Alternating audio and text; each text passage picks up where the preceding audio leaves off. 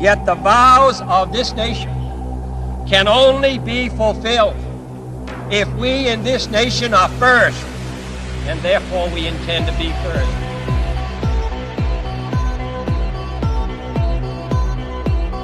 We choose to go to the moon. We choose to go to the moon.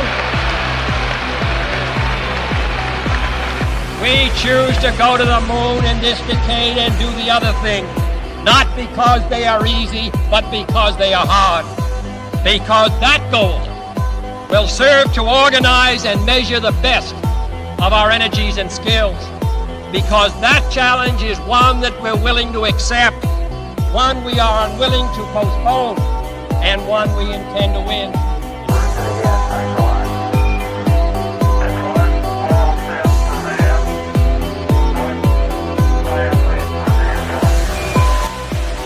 Buzz, this is Houston, F2, 1/160th second for shadow photography on the sequence camera.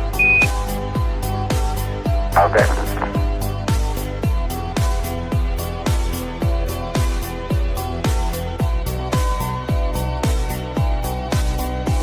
Five, 4, 3, 2, 1, 0.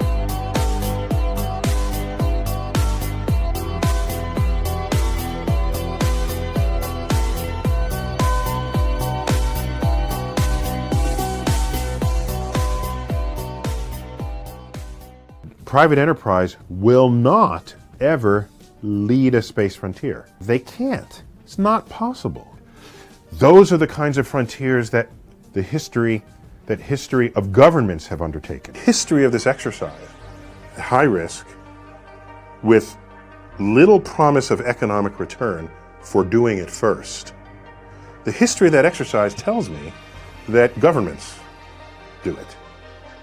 And they assign the tasks and the patents get made and discovered to accomplish these previously untapped goals. People who've been in the rocketry business for decades, who say about you that you don't know what you don't know. You know, there are American heroes who don't like this idea.